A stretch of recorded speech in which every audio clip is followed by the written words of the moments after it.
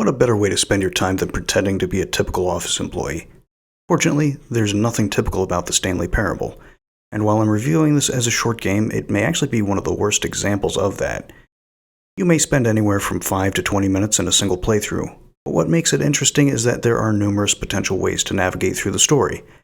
So just getting through to the end one time simply isn't enough to see the sheer amount of content that this game has to offer.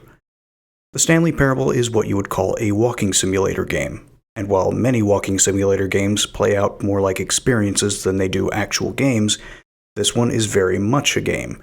In fact, it makes a game of the player, and honestly, I love it when a game plays mind games with the gamer.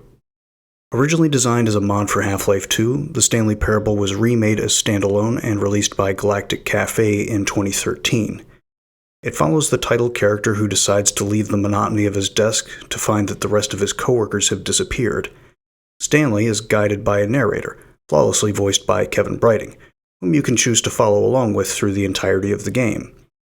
But, of course, this is a story that presents you with choices, and what is fun without a little defiance. Aha! Perhaps you misunderstood.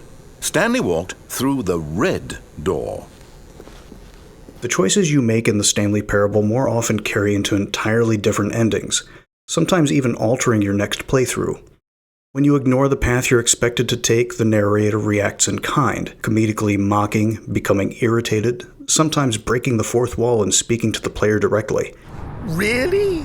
I was in the middle of something. Do you have zero consideration for others? And even when you're pushing your own path, the game has a way of making you wonder if you're really the one in control.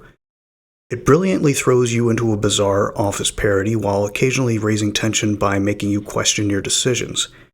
To say that all these potential paths provide replay value would be a misinterpretation. This is a game that begs to be experienced over and over again, with each ending dropping you right back at your office door so that you can continue to explore the unusual depths of the story in a different direction. And if you want to go full completionist, just take a look at the in-game achievements, one of which requires that you don't play the game for 5 years.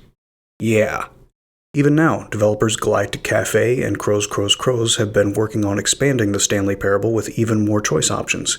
Unfortunately, they have hit delays with COVID-19, but I'm hoping that this expansion soon brings a lot more of the same quality absurdity that I've already experienced.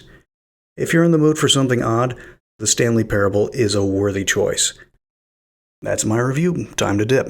I'll catch you all on the flip.